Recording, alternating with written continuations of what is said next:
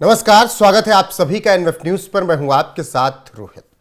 2014 में ही जब केंद्र में मोदी सरकार आई तो एक बहुत बड़ी चुनौती थी, अंदर के ही दुश्मनों से लड़ना था सरकार को, क्योंकि कई ऐसे नक्सल प्रभावित क्षेत्र हैं जहां के युवा भटके और फिर नक्सलियों के साथ जाकर मिले और उन्होंने देश का बड़ा नुकसान किया।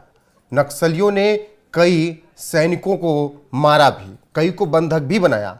हर दिन के साथ ये खबर आती रही, लेकिन पिछले कुछ वक्त से नक्सलियों पर लगातार कड़ा प्रहार हुआ है।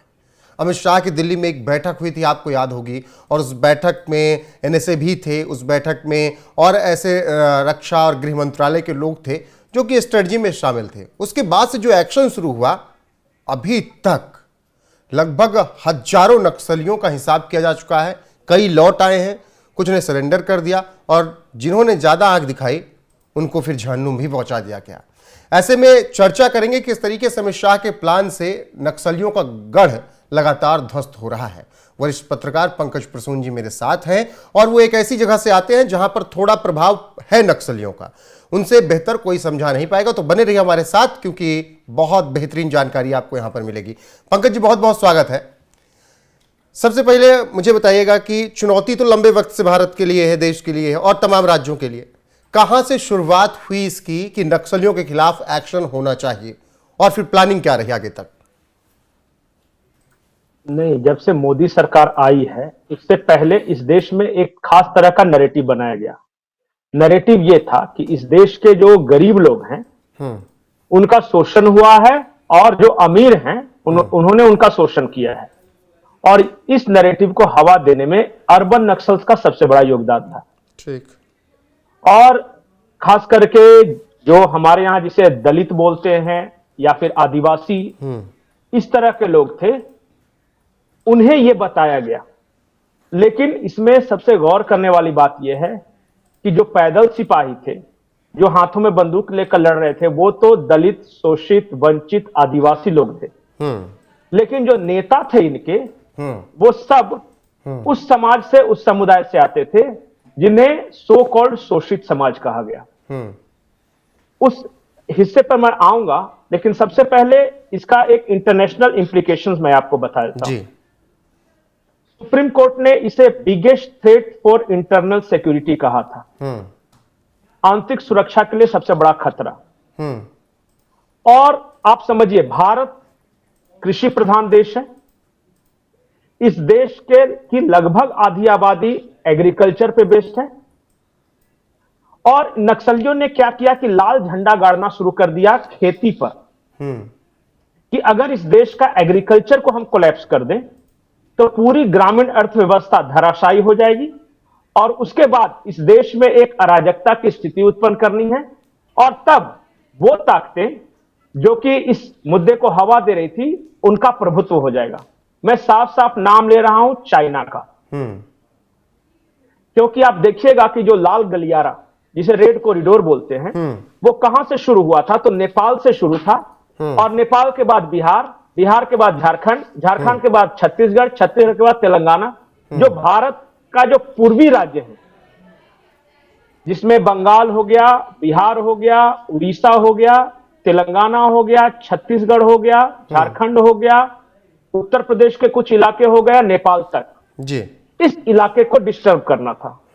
और डायरेक्ट फंडिंग आ रही थी चाइना से, और हथियार आ रहे थे श्रीलंका से, नॉर्थ ईस्ट से, और कुछ हथियार नेपाल के रास्ते चाइनीज हथियार भी आ रहे थे। तो अगर दो देश एक दूसरे कंपटीटर होते हैं तो दो तरीका है बढ़ने का, या तो एक देश बहुत आगे बढ़ जाए, दूसरा वहीं रहे, या दूसरा जो राष्ट्र बढ़ रहा है उसकी अर्थव्यवस्था के मूल सिद्धांतों पे चोट करो। तो भारत से कृषि पर यह चोट था। उसके बाद बहुत कुछ बदला है इस देश में।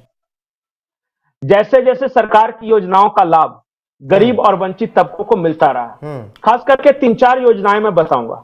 एक तो जनधन योजना थी, रिमोट से रिमोट एरिया में रहने वाले गरीब का एक बैंक खाता खुलवाया गया। और केंद्र सरकार ने यह सुनिश्चित किया कि डायरेक्ट उनके खातों में पैसे जाए। शुरुआत में कम भले ही हो, बहुत सारे लोगों ने इसमें सवाल उठाए कि बैंक तो खाता हो जाएगा, लेकिन लोगों के पास पैसे नहीं है, उस खातों का क्या होगा। जीरो बैलेंस अकाउंट खुलवाया गया था। पैसे आए, उन इलाकों में डेवलपमेंट योजनाएं आई। तो विकास की मुख्य धारा से जैसे जैसे लोग जुड़ते गए वैसे वैसे वो नैरेटिव ध्वस्त होता गया। ये तो थी सामाजिक पहलू। दूसरा ये था कि जो नक्सली ऑलरेडी बन चुके हैं उनका क्या किया जाए। जी। तो बहुत तरह के ऑपरेशन चलाए गए आत्मसमर्पण के लिए।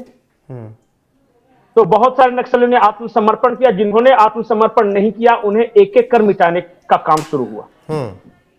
जो हाईली ब्रेन वॉश थे, जो मिलिटेंट थे, वो जिनके हाथों में हथियार थे, उनमें से बहुत सारे लोगों ने समर्पण किया है। उन्हें समझ में आ गया कि बंदूक के रास्ते सिर्फ विनाश होता है, हिंसा के रास्ते कभी भी संपन्नता नहीं आती। बिल्कुल पंकज जी, संपन्न होना है तो शांति जरूरी है। अगर अभी पिछले 2-4 दिन में अगर देखें जिस तरीके से एनकाउंटर हुए, अमित शाह ने उस पर ट्वीट भी किया कि हमने जो कसम खा रखी है कि 2026 तक नक्सल मुक्त करना है किसी भी हालत में। 31 नक्सलियों का मुझे लग रहा है कि पिछले हफ्ते एनकाउंटर होता है। अगर पहली प्रायोरिटी आत्मसमर्पण है तो फिर इस तरीके से चारों तरफ से पुलिस घेर कर एनकाउंटर क्यों कर रही है, ये भी सवाल उठ रहे हैं।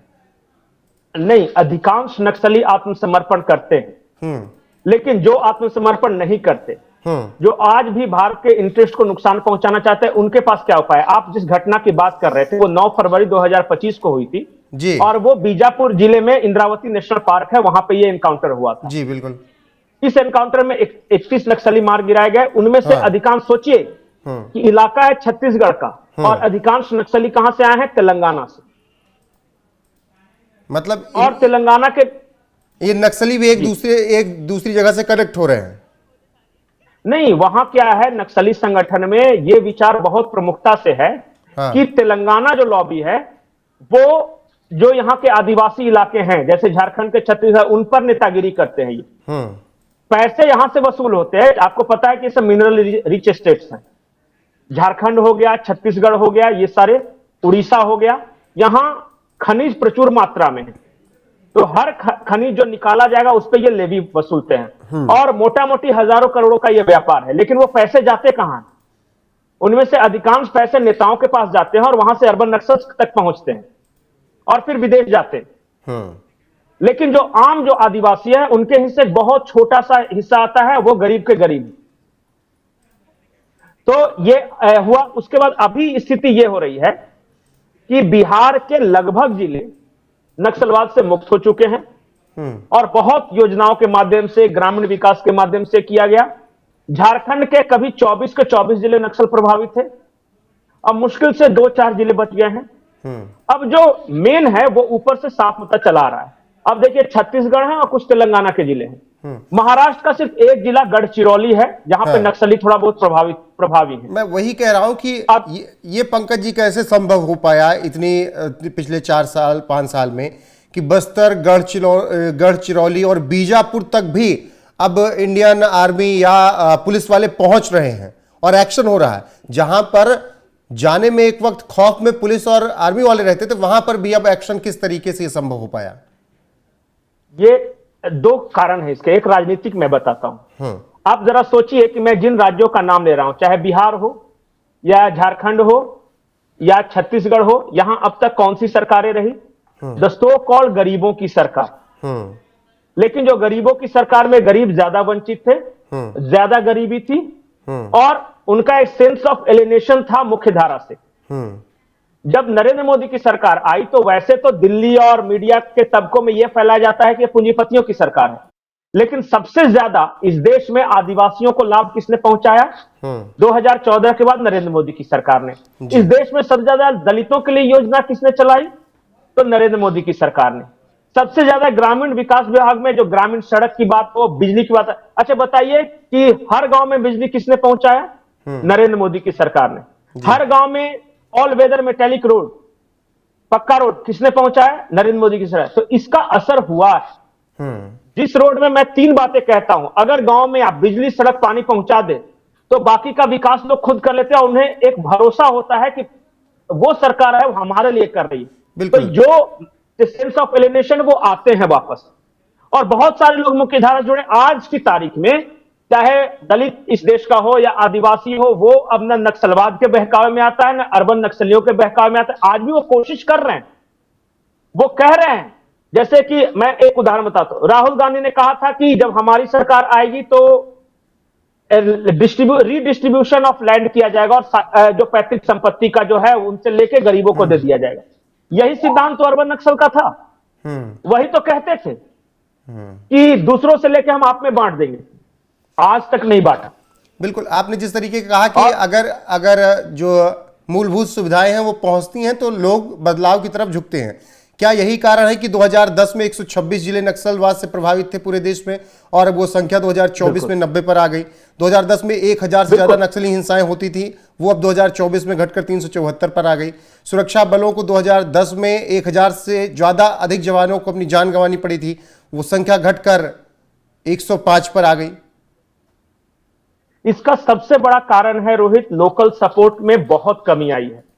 आज जिन इलाकों की मैं बात कर रहा हूं, जो रिमोट एरियाज हैं, जो जंगलों में हैं, जो पहाड़ों में हैं, जिस टोपोग्राफी का लाभ उठाकर नक्सली वारदात करते थे, वहां के आम लोग जो हैं अब नक्सलियों का साथ नहीं देना चाहते। उन्हें समझ में आ गया है कि उनके विकास का रास्ता शांति से खुलता है। बंदूक से जिस जिस देश में क्रांति हुई वहां सिर्फ और सिर्फ विनाश हुआ है जी। और जिन लोगों ने कलम या तराजू उठाए, यानी कारोबार, बिजनेस, पढ़ाई लिखाई, वहां पे संपन्नता आई है। ये वहां के लोगों के मन में, मैं आपको एक उदाहरण बताता हूं। मैं जिस गांव से बिलोंग करता हूं, उस गांव वो 90% नक्सली प्रभावित इलाका था।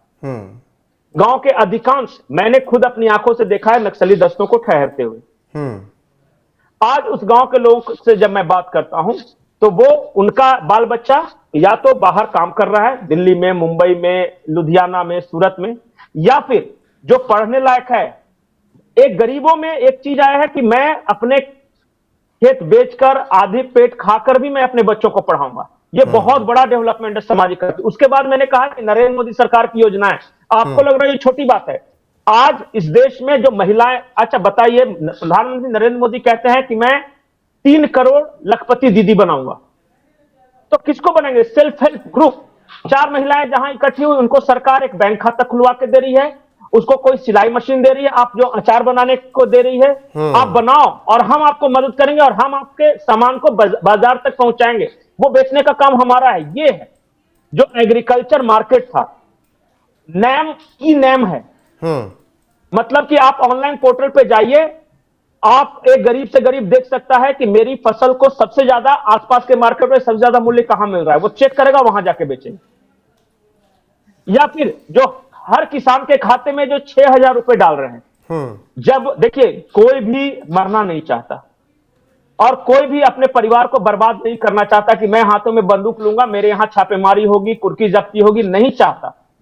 अब जब गार्जियन के पास एक बैंक खाता है, उसका बच्चा पढ़ाई कर रहा है, उसकी बेटी के लिए एक सुकन्या समृद्धि योजना है जो ये कह रही है कि तुम्हारे पास जितना होता है 500-1000 रुपए तुम जमा करो, दुगना सरकार देगी तुम जितना जमा करोगे। वो जब कॉलेज में जाएगी तब मिलेगा, या जब शादी करोगे तब मिलेगा। तो इसका लाभ समाज के सबसे वंचित तबकों को हुआ है। गांधी जी का जंतर सुना था ना कि जब भी कोई योजना बनाओ तो जो भी आपके जीवन में जो सबसे गरीब आदमी दिखा है उसके बारे में सोचो कि क्या मेरी योजना से उसको लाभ मिलेगा। बिल्कुल। और प्रधानमंत्री ने अपनी योजनाओं के जरिए सामाजिक क्रांति की है। आज हर हाथ में मोबाइल है, इंटरनेट है, आज हर व्यक्ति जुड़ा हुआ है और वो बाय रोड भी जुड़ा हुआ है, बिजली है, हर घर में टेलीविजन है, मोबाइल है, इसका बहुत बड़ा असर हुआ है। बिल्कुल, कम्युनिकेशन बिल्कुल असर हुआ है और उसी का नतीजा है जो कि दिख रहा है। आखिरी सवाल मेरा आपसे, ये एक डेडलाइन तय की गई गृह मंत्रालय, गृह मंत्री अमित शाह की तरफ से 31 मार्च 2026 की देश को नक्सलवाद मुक्त बनाना है। आपको लग रहा है डेडलाइन के अंदर जो कहा गया पूरा हो जाएगा या फिर वक्त और लगेगा? बिल्कुल बिल्कुल पूरा होगा। मैं तो उस इलाके में हूं रोहित जहां पे आसपास नक्सली दिखते थे, दस्ते हमने देखे हैं। अब जो लोग या फिर मेरे जो यार दोस्त जो बचपन में पढ़े थे, जो बंदूक उठाकर घूम रहे थे, वो आज नौकरी, धंधा, काम, पैसे कमाने में लगे हुए हैं। ये मामूली परिवर्तन नहीं है। मैं आपको एक उदाहरण बताता हूं। एक गांव में छोटा सा उसका 1-2 बीघा खेत था, वो सब्जी उगाता और सब्जी आज ठेले पे बेच रहा है। मैं गया था मिलने की, भाई क्या हालत है? उसने क्या बताया पता है? कि मेरे पास आज QR कोड है जो ठेले पे रह के घूम रहा हूं। कुछ लोग कैश में खरीदते हैं, कुछ QR कोड से पेमेंट करते हैं। बोले कि मुझे नहीं पता कि कितना पेमेंट करते हैं, कभी 5 रुपए, 10 रुपए, कुछ भी ये सब करता है। बोले कि 5 रुपए 10 रुपए में मैं भी ध्यान नहीं देता था, जो कैश का कारोबार मेरे हिस्से आते थे उसी से मैं दोबारा खरीदता था और फिर बेचता था। ठीक। बोला कि जब मैं 2 साल बाद गया तो अचानक मेरे खाते में 56,000 रुपए जमा थे। उसको नहीं पता कोई 5 रुपए की मूली खरीदे, कोई 1 रुपए का मूंगफली खरीदा है, लेकिन वो आया 10 रुपए 20 रुपए करके 56। बोला कि मैंने जीवन में कभी नहीं सोचा था कि मेरे पास इकट्ठे कभी 56,000 रुपए जमा होंगे और मैं कुछ उससे अच्छा करना चाहता हूं। अब बताइए वो आदमी क्यों बंदूक उठाएगा? सामाजिक चेतना और जिस तरह से परिवर्तन हुआ है ग्राउंड पे सरकार की योजनाओं के माध्यम से, टेक्नोलॉजी, योजना और कम्युनिकेशन, 3 लाइन है, और बाकी जो फिर भी नहीं माने तो उसके लिए उनका मोदी जी का और सीधी सी बात है, उनका एनकाउंटर। जो मानेंगे नहीं, सरकार के साथ चलेंगे नहीं, उनका हिसाब भी करने की तैयारी है। जी पंकज जी, आखिरी बात मैं बताता हूं। एक ऐसा विचारधारा है जो इस देश के गरीबों को यह बताता है कि तुम हाथों में बंदूक लो और जो भी मिले उसके सामने मार दो। इससे क्या होगा कि देश में सामाजिक क्रांति होगी। और मैं नाम लेता हूं, वरवर राव, सुधा भारद्वाज, गौतम नवलखा, स्टेन स्वामी, साई बाबा, वेरनोन गोंजाल्विस, अरुण परेरा और कुछ लोग इसमें से मर भी गए हैं। अभी आपका जो हर्ष मंदर है, जो अर्बन नक्सली में जिसका नाम आ रहा है, वो तो रिटायर्ड आईपीएस ऑफिसर था। और मैं आपको बताऊंगा कि सह मिलता था सरकार से और संगठन से। मैं कैसे बताता हूं? सोनिया गांधी के सलाहकार मंडल में देखिए किस तरह के लोग थे, और यही मैं जिनका नाम ले रहा हूं वो सारे लोग थे। वहां से मलाई काट रहे थे, खुद पौष इलाके में रहने थे, wine in one hand and cigar in another, और वो दूसरे को ये कहते थे कि तुम क्रांति करो, तुम जंगल झाड़ घूमते फिरो। बिल्कुल पंकज जी, जब तक इन लोगों को एक्सपोज नहीं होगा, इनके फाइनेंशियल टेंटिकल्स नहीं काटे जाएंगे, तब तक ये सब ये करते रहेंगे। और बहुत फिल्म बनाई थी, एक अर्बन नक्सल्स किताब आई थी विवेक अग्निहोत्री की, और एक कोई बुद्धा करके फिल्म आई थी जिसमें अनुपम खेर वगैरह ने रोल किया था, देखिए। और मैंने तो खुद, मैं बोलूंगा नहीं, मैंने खुद 2017 में एक किताब लिखी थी अर्बन नक्सल्स पे, और वो सारा कुछ मैंने बताया था कि कैसे वो फॉर्म करते हैं, कैसे डिस्ट्रॉय करते हैं। लाल चादर उस किताब के नाम है, आप देखिए, और अगर कोई पढ़ सकता है तो पढ़े, देखिएगा वो सारा कुछ वही हो रहा है। 2026 तक मुझे पूरा यकीन है कि इन इलाकों में नक्सली ऐसे भी अपनी अंतिम सांसें गिन रहे हैं, कोई अब उनसे इन्फ्लुएंस नहीं। वो समझ गए हैं कि जो बहका रहा है वो अपने स्वार्थ में बहका बिल्कुल रहा है। और इस वक्त सरकार का पूरा फोकस इसी पर है कि नक्सलवादियों का खत्म किया जाए, इसीलिए उनकी गढ़ को ध्वस्त किया जा रहा है। अमित शाह का जो प्लान था आज भी जी नहीं, आज भी अगर कोई कुछ लोग ये कह रहे हैं कि अब सड़कों पर उतर के क्रांति करनी होगी, या ये कह रहे हैं कि मैं डिस्ट्रीब्यूट करूंगा, या ये कह रहे हैं कि जातिगत जनगणना कराऊंगा, या ये कह रहे हैं कि मैं जो आदिवासियों के साथ बहुत अन्याय हुआ, संविधान खतरे में है, तुम्हें वोट नहीं देने जाए, सब उसी आइडियोलॉजी को कहीं ना कहीं हवा दे रहे। बिल्कुल असंतोष पैदा करना। बिल्कुल। और ऐसी एक फिल्म अगर आप जाकर देखेंगे, द ऑर्डर, वहीं से कुछ इन सब बातों को चुराया गया है, इन सब बातों को बताने के लिए जो आजकल के कई नेता ऐसा कहते हुए नजर आते हैं, उस फिल्म से उन्होंने सीखा है। तो पंकज जी ने बहुत विस्तार से बताया किस तरीके से नक्सलवाद को खत्म करने के लिए सरकार प्रतिबद्ध है। बाकी एक्शन लगातार जारी है। अभी तक हजारों ने सरेंडर किया, कई सौ को मार गिराया गया, जिन्होंने आंख दिखाई और जिन्होंने बात मानने से इनकार किया। ऐसे में आपको क्या लगता है कि मार्च 31/2026 तक नक्सलवाद पर काबू पाया जाएगा? क्या पूरी तरीके से नक्सलवाद समाप्त कर दिया जाएगा जिस तरीके से अमित शाह ने कहा है? कमेंट में अपनी राय जरूर दीजिएगा। बने रहिएगा हमारे साथ। नमस्कार।